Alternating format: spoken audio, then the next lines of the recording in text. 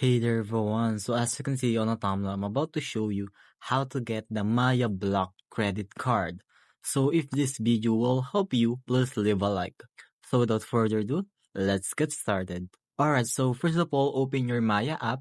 So make sure your account is fully verified. This includes submitting a valid ID and completing your profile. Alright, so just tap the credit or card section on the home screen.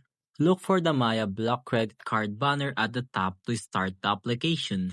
Fill up the application form with your personal and employment details. Then after that, you will need to choose the cardholder name that will appear on your card. Then select your preferred monthly cutoff date for your credit payments.